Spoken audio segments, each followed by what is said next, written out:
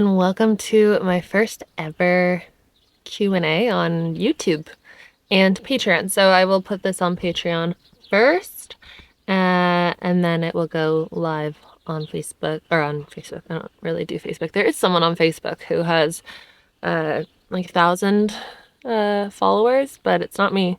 They're doing well. Anyway, so yeah, on Patreon, I plan to do a Q&A once a month. And so if you're over there, you have the ability to ask me questions and whatever, and then I will answer them in the monthly Q&A.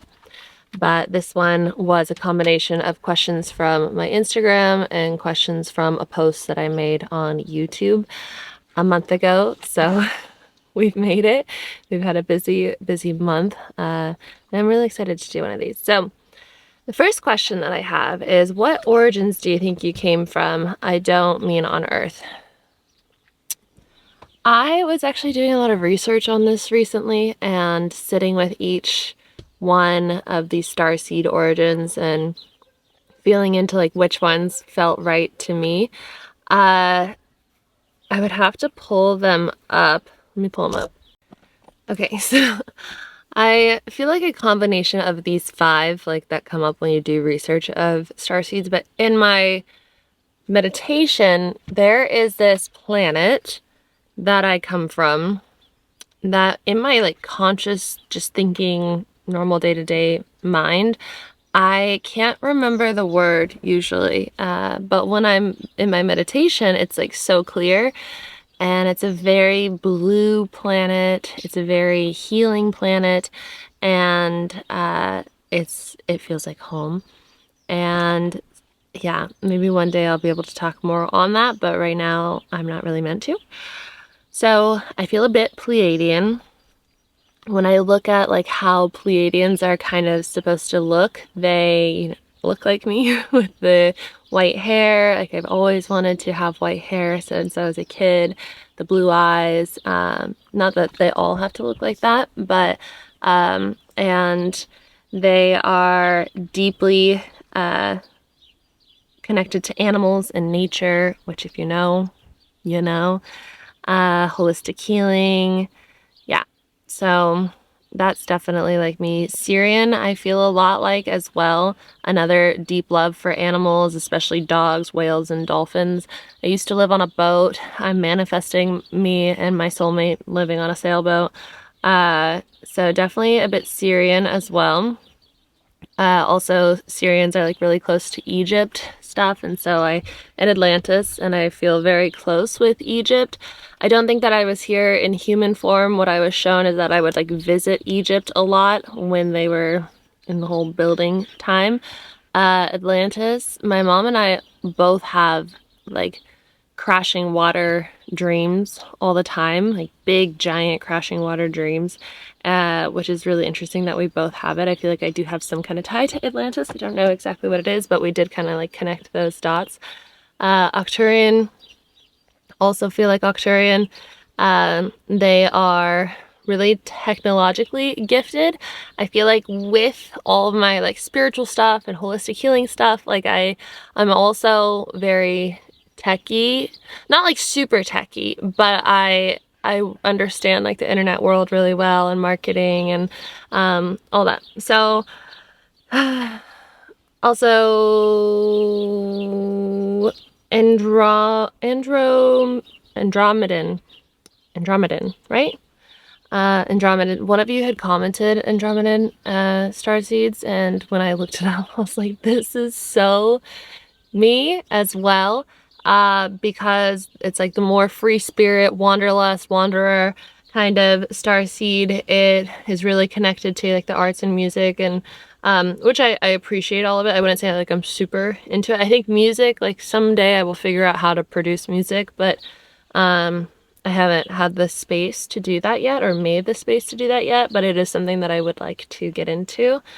Feeling homesick for a place they can't quite name. I feel like this is the story of my life, is just always feeling homesick. Like there's somewhere I gotta go. And that seeking is my drive. that seeking is what brings me on my path that I meant to go on. Having a Sagittarius moon, like your moon is how you feel, and Sagittarius is like all about wanderlust and travel. And so I've always tied it to that, but I also really relate with this one.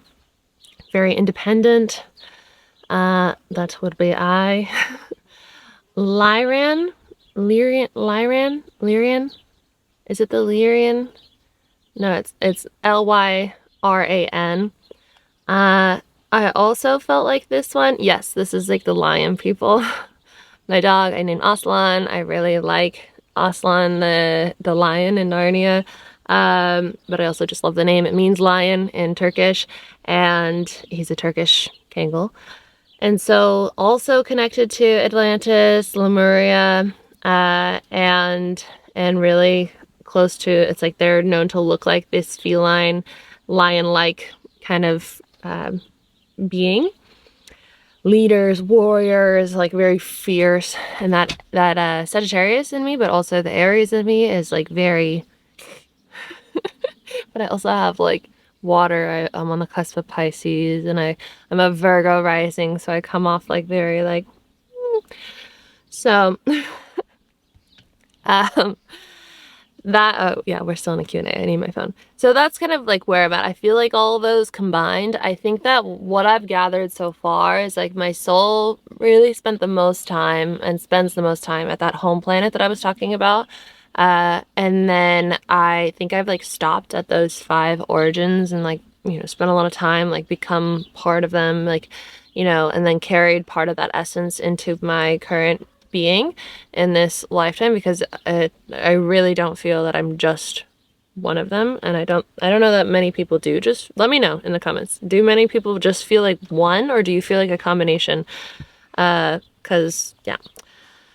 The next one, I'm also not gonna read your guys' names, because there was one that I was like, and maybe a few that I was like, maybe they don't want me to read their names. I don't know, because on Instagram it's anonymous when you ask a question. So anxiety, is it friend or foe? Is it what is currently believed about the nature of anxiety accurate? Okay, is what is currently believed about the nature of anxiety accurate? Anxiety is natural. Anxiety is important. Anxiety tells you when you're not in the right place, when you need to go somewhere else, when something is potentially dangerous or not meant for you. And so often we get these anxiety disorders because of many reasons. Many reasons. It is a medical condition, and it can become very severe. I've had anxiety. I had many years of like severe panic attacks where I thought I was going to die. I couldn't remember how to breathe. I couldn't move my body. Like, I know what it's like, and I know it's so hard to come out of it. No one really knows how to get you out of it if like they're not experienced in it. And the last person that I was with, he was not experienced in it, but I was in this relationship. This is an example. I was in this relationship with this person, and there were many wonderful things about the relationship, but I wasn't meant to be in it anymore. I knew I wasn't meant to be in it, but I stayed out of lack. I stayed out of fear. I stayed out of all these different things. And my body was telling me like, no, you can't be in this anymore. We went on a family vacation with his family, and I was like in full-blown panic attack the whole time. I really just like, I didn't feel super connected to his family. I felt like their energy just like it didn't support me in who I am and who I was at that time. And they were very kind people, but I wasn't in the right place. I don't ever think that we're in the wrong place. Like, I think I was meant to be there, and I was learning the things that I had to learn so that I could be here in this moment telling you about this. But I was having so many panic attacks on that trip. And so my body was trying to tell me, you got to leave the relationship. Like, I wouldn't be having those if I had left the relationship when I saw the first red flag, and like when my body said, hey, you're not meant to be in this relationship. And instead my mind said, no, we're going to stay because of this and this and this and this. And so then it kept getting worse and worse and worse and worse. with that, there's a medical side of it where it's like your gut health is very, very important when it comes to your anxiety. And so when I was dealing like with Lyme and mold and all these different things, like when I had C. diff and like these really like intense gut infections and imbalances, my anxiety was then worse because, your gut is your second brain, it communicates directly with your brain.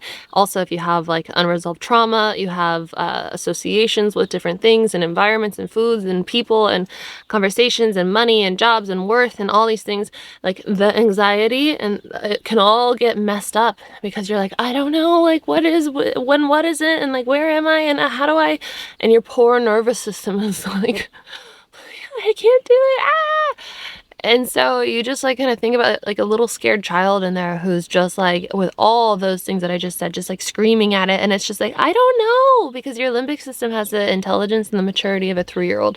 And your limbic system it's your nervous system. It's what's making all these calls about how you should respond to your environment and how you should respond to everything in your life, the food that you're consuming, the conversations, the friends, the money, the career, the everything, and the love. And so, I think that anxiety is important, but also I think regulation is important, because when you heal your nervous system and when you regulate, right, my camera died, but when you heal your nervous system and you regulate and you are able to tell your body like what is really a danger and what isn't, then your anxiety is like your superpower, because when you start to feel it, you're like, oh, I'm not meant to be on this date. So now I have a pretty regulated nervous system. There's still an additional layer. That's why I'm creating this program starting on July 1st called Healed, 21 Days to Regulate, because I just got my brain scan back, and so I still have the sinus inflammation. The only thing that could really be causing it is and also this next stuff, which it all starts with the vagus nerve. And so the vagus nerve it's what controls your parasympathetic. And your parasympathetic is when you're in rest and digest, and you need to be in rest and digest to heal. If you're not in that, if you're stuck in fight or flight and freeze, then you're never going to be able to heal your chronic conditions.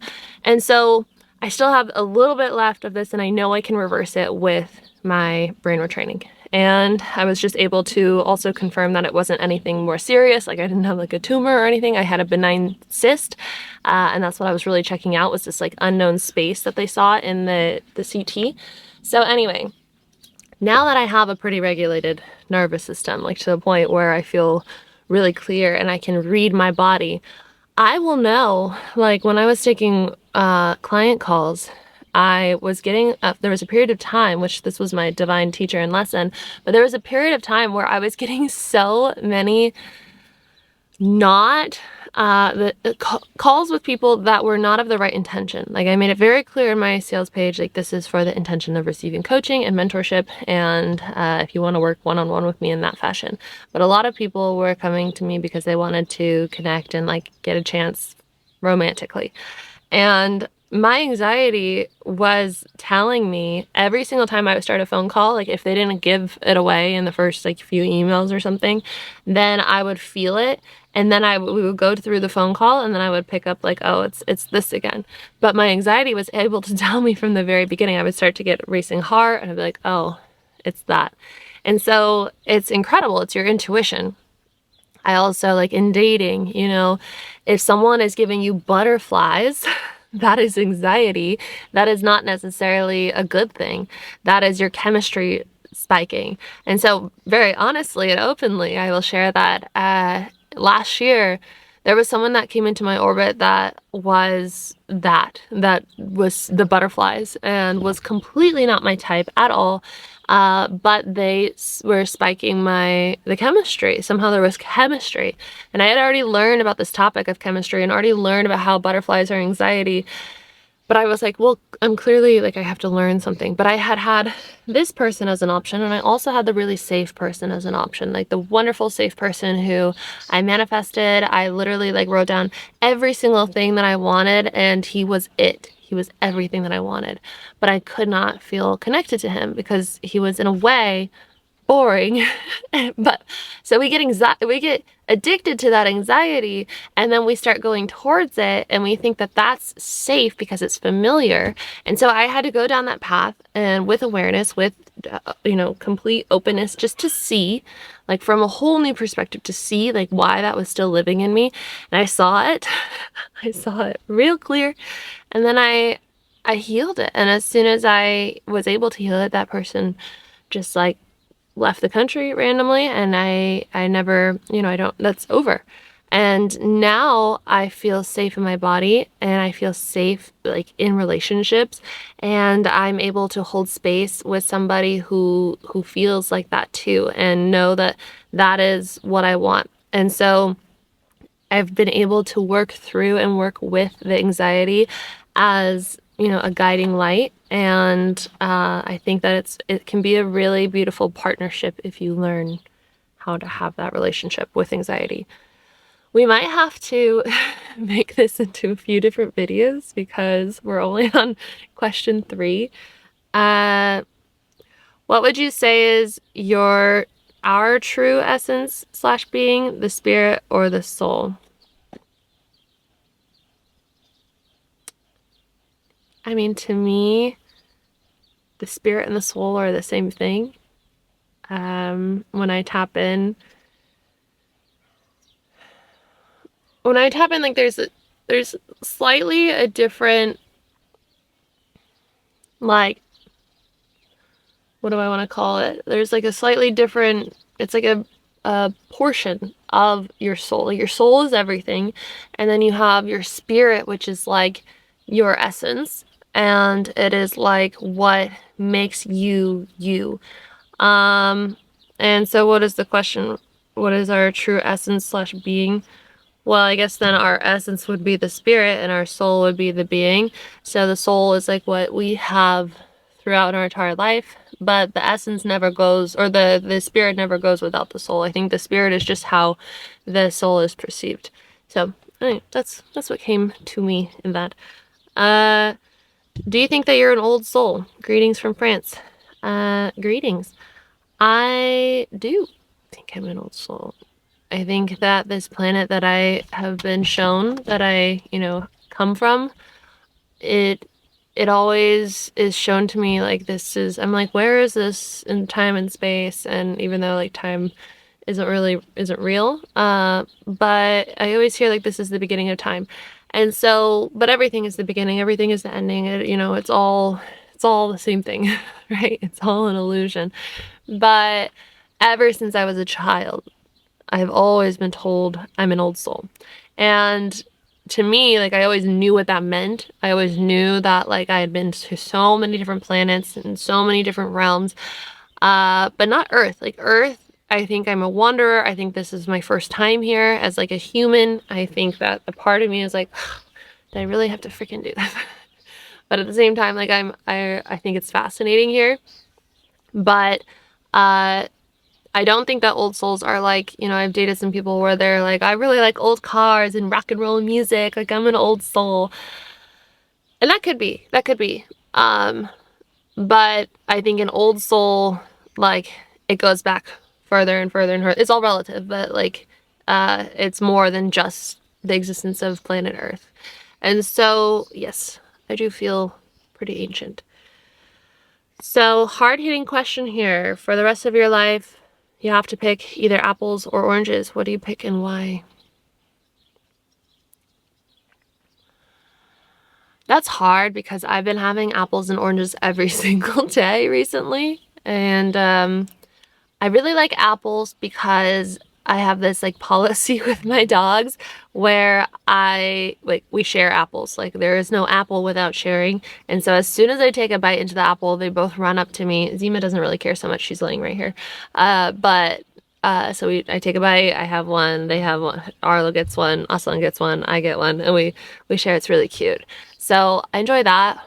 But I prefer like the taste of an orange. I just don't like the oranges here because there's seeds in them, even though it's probably more natural. But like a really good juicy orange with no seeds, I would choose that. and I would share. Arlo also likes oranges. I don't know Aslan if he likes oranges yet. He kind of was not sure about it. We can share oranges. I have two questions, Araya. When you communicate, is it with angels and guides or God? How do you receive your down? Okay, we'll start with that. Well, it's with my angels and guides. Sometimes I'll just ask God or pray to God. But I feel that everything is God. Like I feel you are God. I feel I am God. I feel angels and guides are God. Like I think we're all God. We're all part of this one infinite consciousness. And so the answer is both. But I have like a relationship, like the spirit of my, like I know the spirit of my angels and guides, and they all have different essences, and it's like really fun and nice to work with them because it's like having friends that are with me everywhere I go. How do you receive your downloads, messages, and words, visualizations through people, music? When I go in and I receive divine guidance, it's like a knowing. It's like a hearing knowing. It's not like I'm hearing it through my ears, which I know some people do. I know that the medical medium has talked about hearing it, like as if it's a person talking to him. But for me, it's like I'll either hear it like as a knowing inside my head, or I'll see images. Like I'm very, very visual. And so I'll go into my heart space. And so I have 21 days to know your divine guidance, which teaches you my process of going into your heart space and doing this. So I go into my heart space and I ask those questions of my divine team. Like I'll call forward someone, I'll see who comes forward. I'll say, hey, like this is my question. And then they'll either like tell me something and I'll hear/know it, or I'll see an image. Like with my attention on my heart space, I'll see an image in my third eye that sometimes makes sense, sometimes doesn't. So like, sometimes like I'll ask a question and then I'll see like a bowl of soup.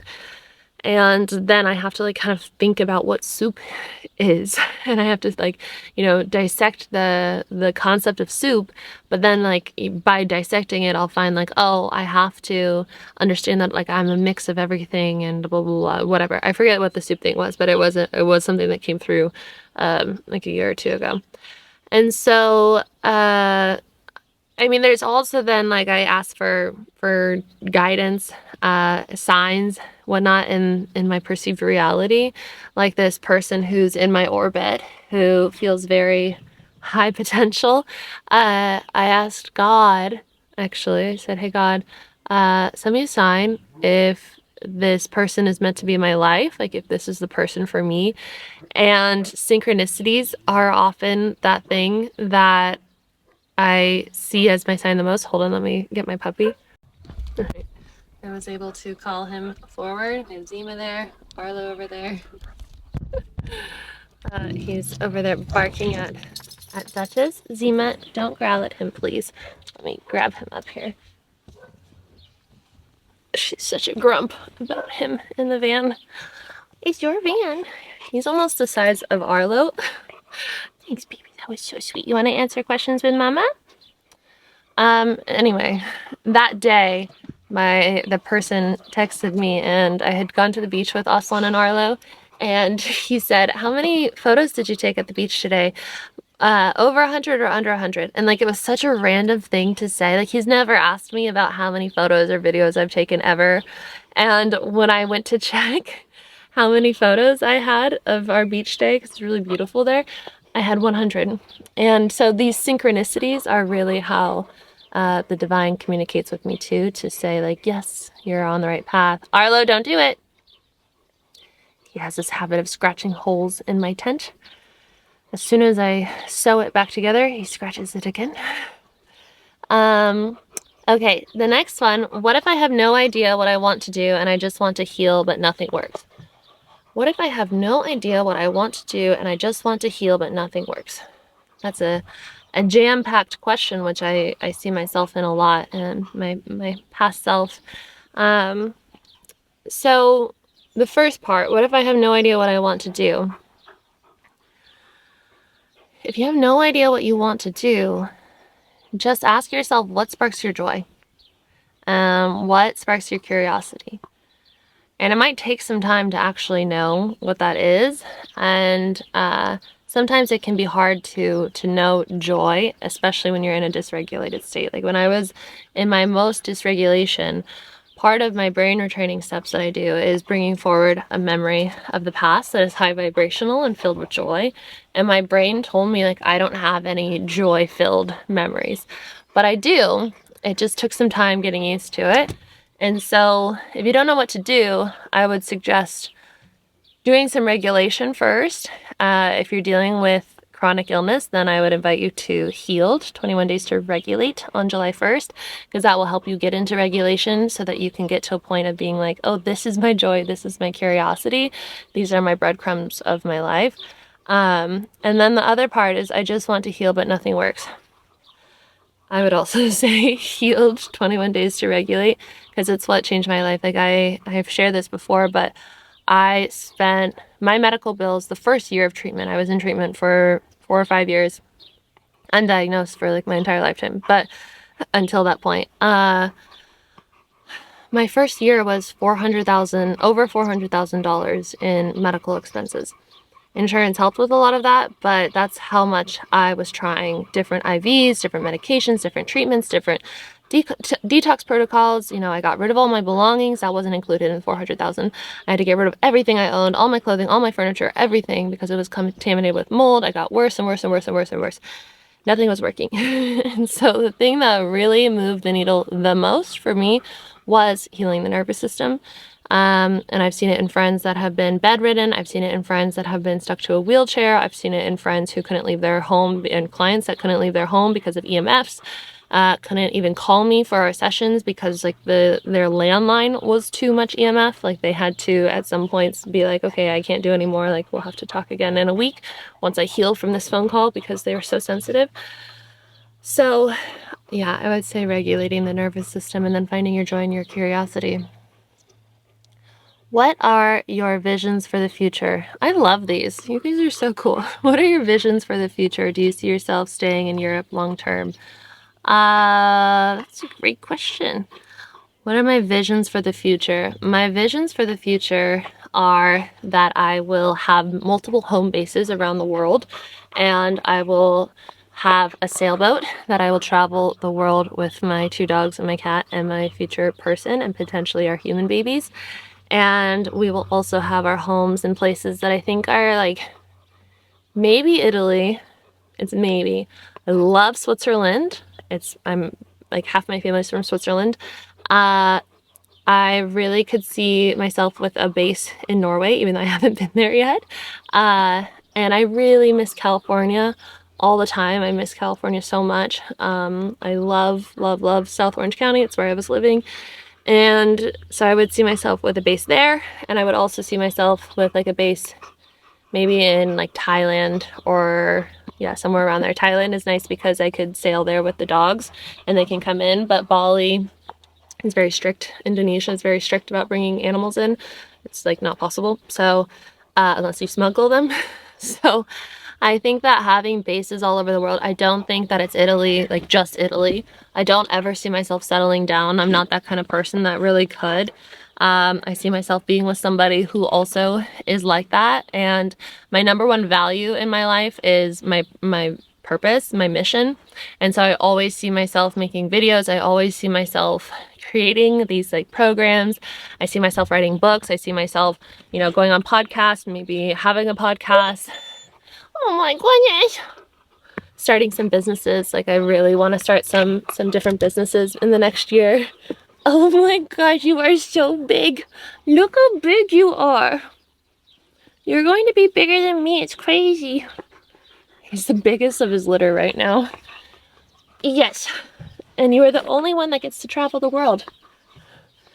His personality is perfect for that, because we did personality tests on all the Kangal puppies, and most of them tested like Kangals, like guardian, livestock guardians meant for the farm, very independent. He tested more like a pet, more into human interaction, way better suited for traveling the world.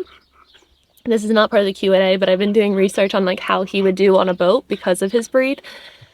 And really, like any dog, but especially a breed like him, needs a job. And so every day I've been telling him, like, you are my guardian. Your job is to be my guardian. And it's a very important job.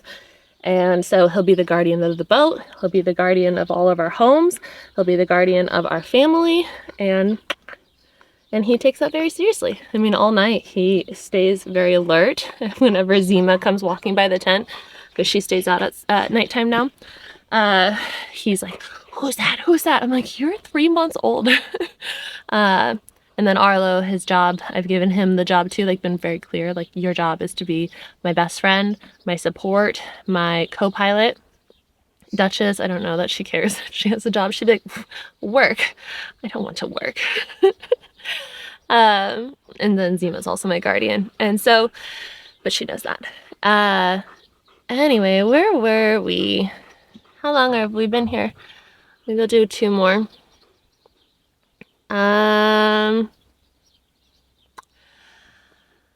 That one I think I will save for the next one, because it can be, yeah, that's a big one. We'll save that for the next one. What does inner conscious femininity and masculinity mean to you? I'm happy you asked. So, you guys, if you've been watching my videos recently, before Shay got here, my friend, I was going to the river every day. The river's gone now, it's all dried up. But I was getting a lot of divine guidance from Gaia there and connecting really, really clearly with her. And I asked her to tell me about love, and she said, in the sun I grow. And there's just so much meaning to that. And so it's really that divine masculine feminine connection, where the masculine, you know, in relationship with the feminine is, your little nails are so sharp. The masculine provides and protects for the feminine to just grow and be in her wildness, her freeness, her untamedness. And the sun just stays, the masculine just stays, like the sun on nature, just stays shining, just stays present, just stays grounded, just stays, you know, holding that space for the feminine to be all that she's meant to be. Messy, chaotic, you know, really just intense. Like, you know, there's wildfires, there's waterfalls, there's, you know, crashing, there's earthquakes, there's all these things, these like big giant waves, there's tsunamis, but there's also an egg cracking when a little chick is being born. There's also, you know, a leaf falling in the wind. There's also like the sound of a little stream trickling by. Like there's this beautiful peace, and there's this beautiful fierceness in the feminine energy. And to me, being in, because if your question is about conscious femininity, to me, being in your feminine is really allowing yourself to be as expansive as you ever could be, unapologetically, unneeding to like prove anything, be anything. Nature, Gaia, Earth does not think like, oh my gosh, is the sun gonna like this flower? Is the sun going to think I'm too much when I, you know, send a giant earthquake through everything and just like destroy civilization? That she just does it because she knows that, like, she knows innately, she knows that that is important. She knows that the fire is a cycle of life. It allows for new life to come through. It's the death and rebirth cycle. She allows herself, the feminine allows herself to die and be reborn over and over and over and over and over, and does not question her process and does not question where she's being guided to. She just moves through it. And the sun, the masculine, just holds that space, provides, just remains in that constant energy. Can we not do that?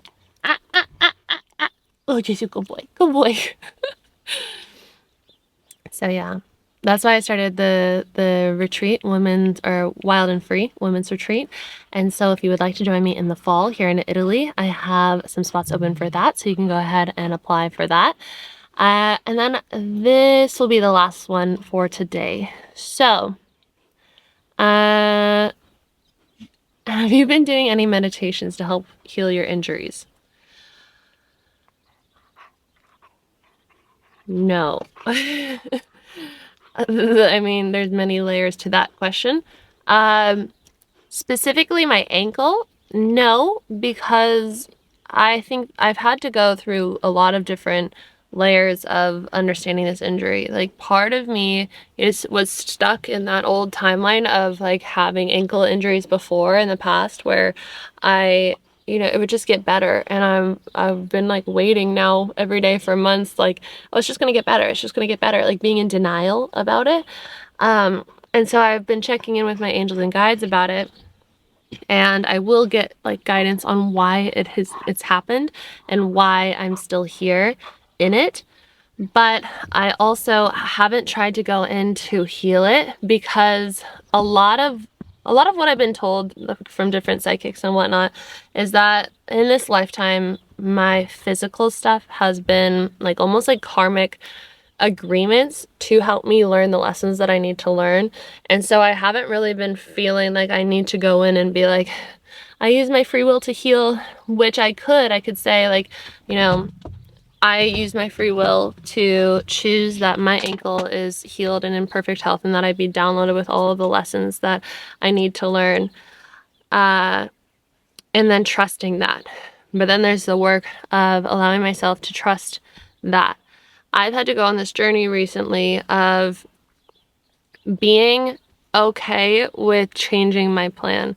And I want to make a video on that after this that I'll put on my YouTube, where it's all about the topic of having the courage to change your plan in a non-attached way. So it's like, I've been so excited to go to Norway. I've been sharing the road to Norway. It's all about Norway, moving to Norway. And then I was like, oh yeah, I can't go to Norway. My ankle is still injured. And so instead I was like, okay, where else could I go? It's too hot in Italy. I gotta go. There's too many flies. And then I was like, oh, I should go to Ireland. Like, I've been wanting to go to Ireland for a long time. I have a family farm there. I've been wanting to check it out, see if it's somewhere that I would want to make my base, one of my bases. And then everything has lined up perfectly. My brother will happen to be there at the same time when I get there, a little bit after I get there.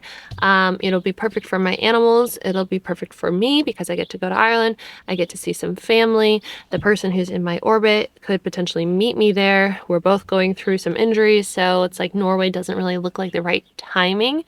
And so my ankle has allowed me to go to where I was meant to go, which seems like Ireland. So I haven't tried to force healing because I'm also letting it be my teacher, and I feel like that is what I'm meant to be doing right now. Thank you so much for being here. If you would like to sign up for my program, Healed 21 Days to Regulate, that will be linked below, as well as my other two 21-day programs, which is to rewire your mind and also know your divine guidance. And then I have my 12-week program, which is called Decondition, and it is all about deconditioning your mind. It is like rewiring the mind, the 21 days program, also Healed, but just like way more intensive and with more guided meditations, hypnosis, sound therapy. It's a very intensive but life-changing course, and the feedback has been really amazing. So if you're ready for a huge shift in your entire life to, step into this chosen timeline and never turn back, that's kind of like where my clients are now in this current 3-month process of it, or 12-week process of it, same thing, is that, they are like at that line where they're pretty much like saying goodbye to their old life. And that part is really scary, and it brings up a lot of subconscious blocks and beliefs. But there's tools in the program to support you with that. So I also have my women's retreat if you would like to apply for that as well, like I mentioned. So that's all linked below. If you want to join Patreon and see these every month, go ahead and join there at the link below. And I think that is all the links, and that is everything. This was super fun, and I will come back for a part 2 with the rest of the questions soon. Bye.